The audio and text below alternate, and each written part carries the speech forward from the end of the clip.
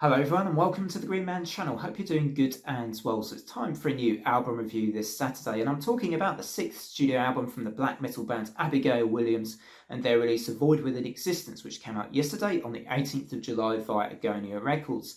The album is 7 tracks and 45 minutes in length.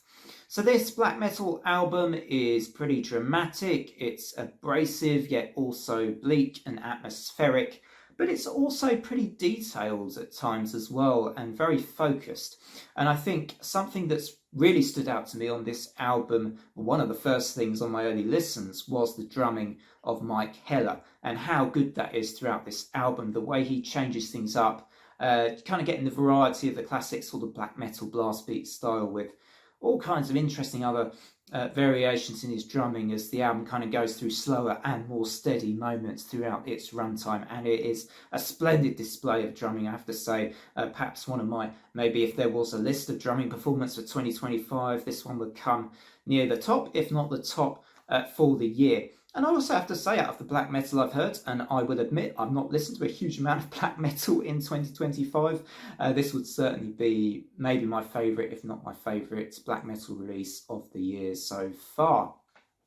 So I remember listening to Walk Beyond the Dark actually in 2019, and that turned out to be one of my favourite records of that year, acknowledging that actually 2019 I don't think really stands out in my memory much as a year where you had particularly, so many great metal releases, but I may just be not remembering that correctly. But for me, that was still a great album, but this one may even be better than Walk Beyond the Dark. I think this is a really great release. So let's go into, I'm just going to go into 3 songs here that for me were the great moments on this album. First one I'm going to talk about is Life Disconnected, which wastes no time in introducing you to some chugging, menacing guitar riffage before transitioning more actually into a sort of classic Satyricon sounding black metal. And I also really like the way that the track ends with some fantastic dual guitar soloing on display, and you end up with a really solid start to this album.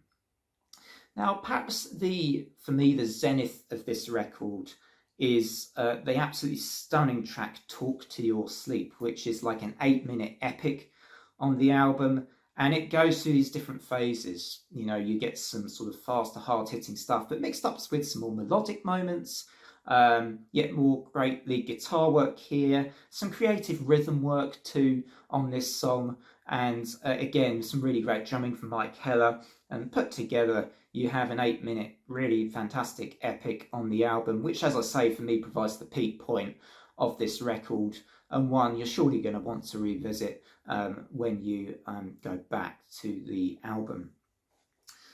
Lastly, I want to mention the album closer, where Ken Sorceron actually sings some cleaner vocals, which I thought really worked well.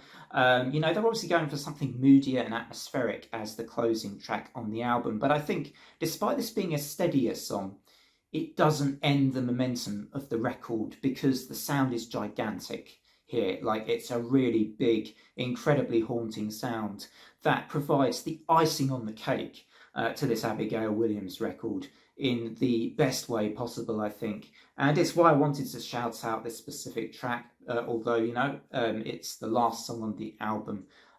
It is a really great album closer, and like I say, it is the icing on the cake here. So overall, what would I score this album? Well, I think the minimum score I'd give this would be an 8 out of 10. I'm feeling like a possible 9, but also it's relatively early days. I'm going to give this one an 8.5 because there were moments on the album where I felt that there were some familiar or more familiar sounding elements here where I wondered whether they could have just changed things up a little bit more with some of the riffage, but I mean, that's the only criticism I think I can really provide. I thought this was generally a really great album and absolutely thoroughly deserves its 8.5 out of 10 score. Yes, this is perhaps my favourite black metal release of 2025 so far. Thanks very much for watching, guys. Let me know what you thought of this Abigail Williams album. Did you enjoy it as much as me? Let me know your favourite songs in the comments. Otherwise, from me, until the next video, which I believe is going to be a new age of symphonic metal ranking, where I'm going to be ranking all of these sort of or a lot of the modern symphonic metal albums from 7 bands. Yeah, that one I'm really looking forward to doing. But otherwise, until next time, from me, the Green Man, it is bye for now.